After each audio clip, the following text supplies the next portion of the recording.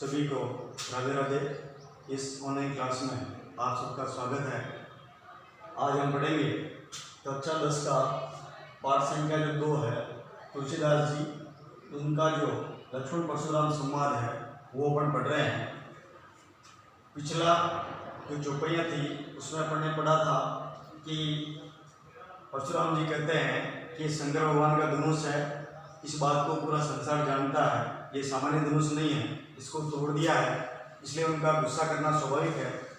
इस बात को लेकर के लक्ष्मण जी कहते हैं, लखन कहा हंसी हमरे जाना, सुना देव सब धनुष समाना, काच लाभ झून धनु तोरे, देखा राम नयन के भोरे, छुअत टूट रघुपति हुन दोषु, मुनि बिनु काज करिय कतरोसु, बोल चितई परसु कियोरा, रे सठ सुनहु सुभावन मोरा, बालक बोल बदव नहीं तोहि, केवल मुनि जड़ जानहि मोहि।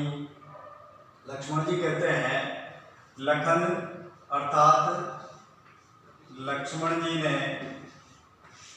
कहा, हंसी का मतलब हंसते हुए, हमरे का मतलब हमने, और जाना का मतलब जाना। लखन कहा हंसी हमरे जाना, लक्ष्मण जी हंसते हुए कह रहे हैं हमने जाना, अर्थात लक्ष्मण जी हंसते हुए कह रहे हैं कि हमने तो ऐसा जाना। क्या जाना? सुनहु का अर्थ है सुना। देव, यहाँ पर देव आया किसके लिए? परशुराम जी के लिए। देव किसके लिए? परशुराम जी के लिए। सबका मतलब सारे, और धनुष का मतलब धनुष, और समाना का मतलब समान। और क्या हुआ? सुनाहु देव सब धनुष समाना। सुनाहु सुना है देव हे परशुराम जी, सब धनुष सारे धनुष समाना एक समान है। पंक्ति का अर्थ हुआ, लक्ष्मण जी हंसते हुए कह रहे हैं हमने तो ऐसा जाना है कि हे परशुराम जी, हे देव, ऐसा सुना है कि हमारी नज़र में सारे धनुष एक समान है, इसलिए आप इतना गुस्सा क्यों कर रहे हो? और आगे फिर लक्ष्मण जी कहते हैं, काछ लाभ झून धनु तोरे, देखा राम नयन के भोरे। का मतलब क्या? का अर्थ हुआ क्या?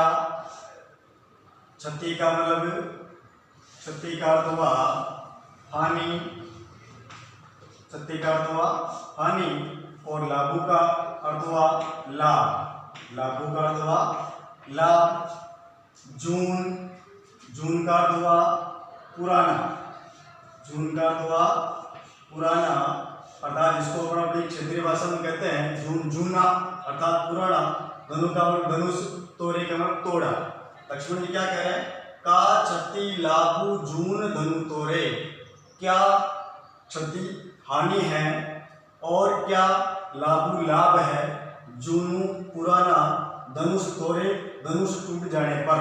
अर्थात लक्ष्मण जी कहते हैं कि हे परशुराम जी, पुराना जो धनुष है उसके टूट जाने पर क्या तो हानि है और क्या लाभ है।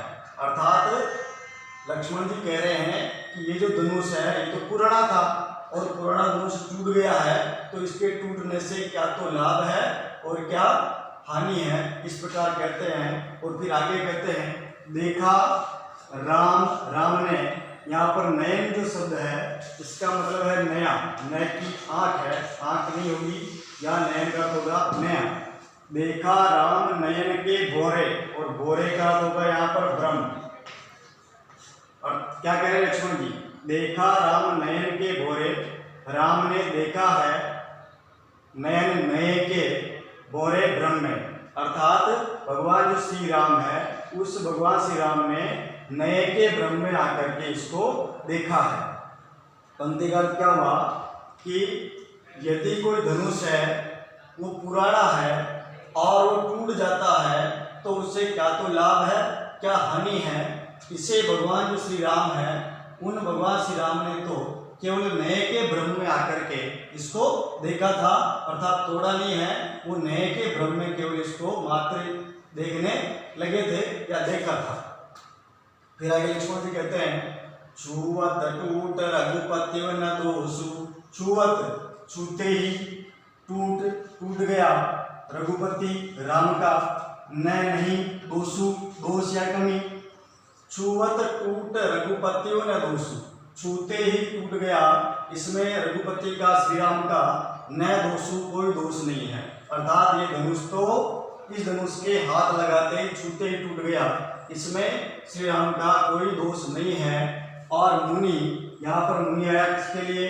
परशुराम जी के लिए। मुनि शब्द किसके लिए? परशुराम जी के लिए।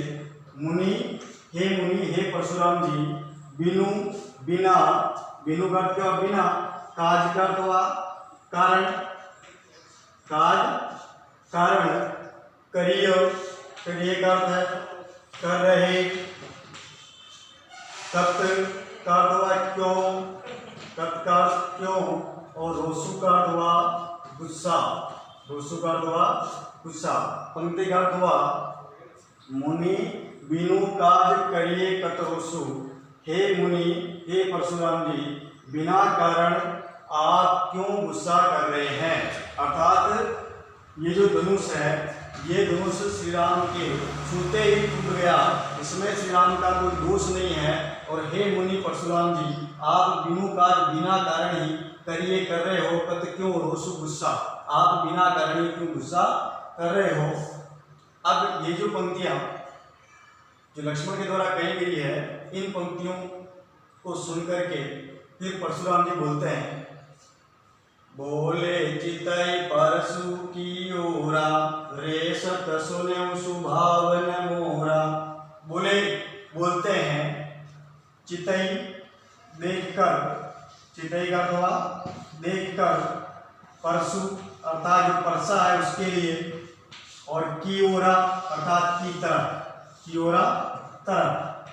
अब यहाँ पर परशुराम जी चितई परशु की ओरा, अर्थात यहाँ पर परशुराम जी अपना जो परसा है उस परसे की ओर देख करके लक्ष्मण की तरफ बोल रहे हैं। अर्थात परशुराम जी ने परसे की ओर देख करके बोला, और क्या कहा? रे सठ, रे का मतलब हे, और सठ का अर्थ हुआ मूर्ख, सठ का अर्थ हुआ मूर्ख, रे मूर्ख। यहाँ पर रे सठ शब्द लक्ष्मण जी के लिए आया है।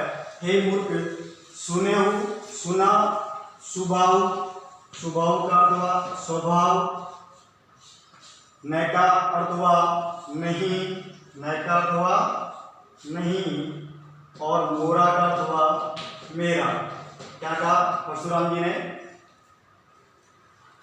रे सठ, हे मूर्ख, सुने ही, सुना, स्वभाव, स्वभाव न मोरा नहीं मेरा, हे मूर्ख बालक, तूने मेरे स्वभाव के बारे में नहीं सुना है क्या। अर्थात परशुराम जी परसे की ओर देख करके बोलते हैं कि हे मूर्ख बालक, तूने मेरे स्वभाव के बारे में नहीं सुना क्या।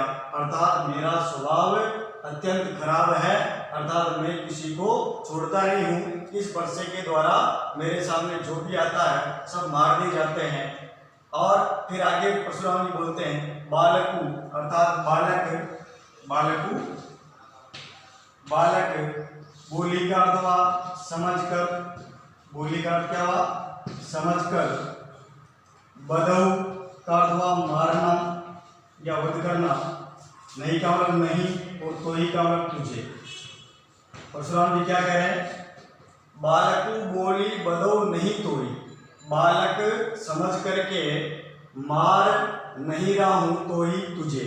अर्थात बालक समझे लक्ष्मण, तेरे को बालक समझ करके मैं तेरे को नहीं मार रहा हूं, केवल मुनि का, मुनि या साधु संत, केवल मुनि, जड़ का मतलब सामान्य, जड़ का अथवा सामान्य, और जान ही का अथवा जानता, जान ही जानता, और मोहि का अथवा मुझे, मोहि का अथवा मुझे। क्या कहा परशुराम जी ने?